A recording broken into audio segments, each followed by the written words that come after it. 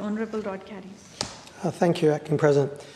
Now I rise to support referring this public order legislation bill to committee for rigorous scrutiny. Now, as One Nation has consistently said, we always prioritise examining legislation no matter who introduces it. But this bill in particular is alarming. Now, Labor presents this as a protection from hate and intimidation, but in reality it risks becoming a tool for control, eroding our fundamental, like West Australian freedoms under the pretext of safety.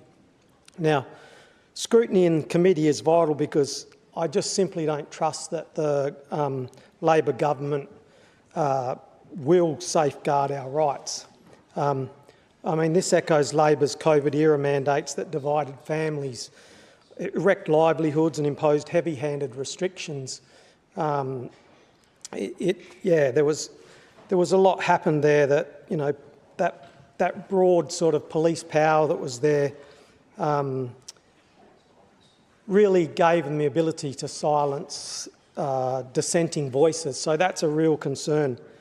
Now, in section 75C, which has been mentioned here today, inserts a new criminal code offence: wearing a face covering in public that covers all of most of the face becomes criminal if, in the circumstances, it could reasonably be expected to intimidate or cause apprehension in others, and penalties are severe, up to 12 months imprisonment or a $12,000 fine.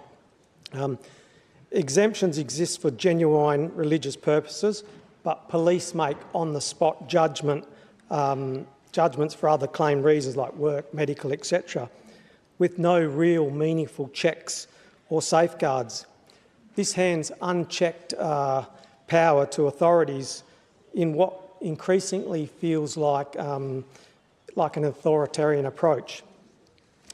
Now, the irony is stark when we look at my leader, Pauline Hanson, who called the burqa a symbol of women's oppression and advocated for a ban. Labor branded her as divisive, yet the same Labor government once mandated face coverings for everyone. I mean, these penalties and discretionary powers, they demand committee examination and to have a better look at it.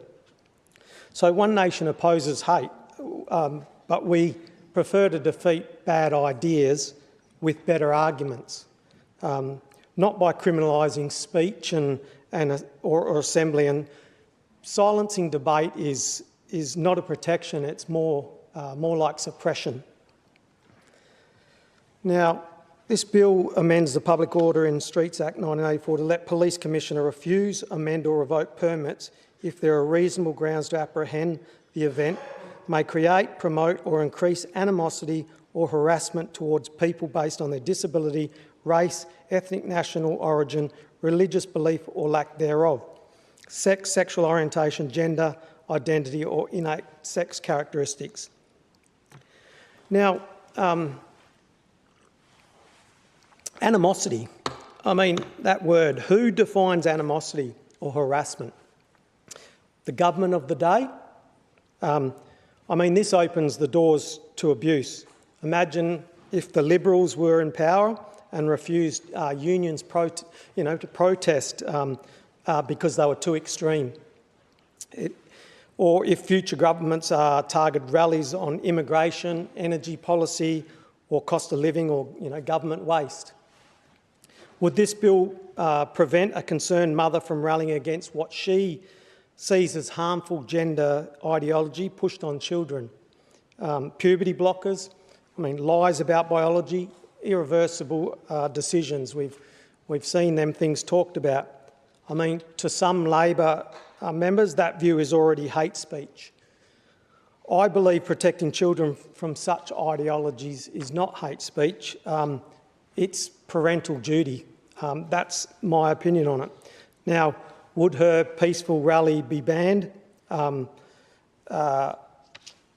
don't know. Committee scrutiny could clarify that. They could check that out and check in them circumstances would they be banned from getting the permit. So now we've already seen Labor's attitude towards freedom of expression. I mean, I can give a concrete example here. Premier Roger Cook condemned the March for Australia rallies, calling them a disgrace that rejects multiculturalism foundations. Now, I'll quote that from the West Australian, 1st of September 2025. "These marches are a disgrace. They are rejecting the very foundations of our multicultural society, and immigration has shaped the modern Australian community and has built and done so much to enrich our society." I mean, if marching proudly for Australia is a disgrace to Labor, what chance do ordinary West Australians have under this bill to celebrate the nation without the fear of permit denial? I mean, the committee can test whether this legislation would empower shutting down legitimate patriotic expression, like we were doing at their marches. And like, as I said, you've heard what the Premier had to say about that. He thought it was disgraceful. So is that what they're going to think when you apply for these permits? Is who decides that? So this bill, as it's drafted, threatens to strip away West Australians' rights for free expression and peaceful assembly. That's not something I'm really keen on, and that's why I think going to the committee it could be worked on and looked at more to see really does it do what it's meant to do, or is it going to take away freedoms that shouldn't be taken away and have other unintended consequences. One Nation will never support attacks on our democratic freedoms.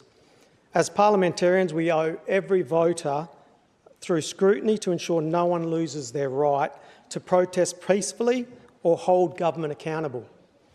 I urge the Council to refer this bill to committee so that we can look at it in more detail and bring back some recommendations that will improve the bill. Thank you.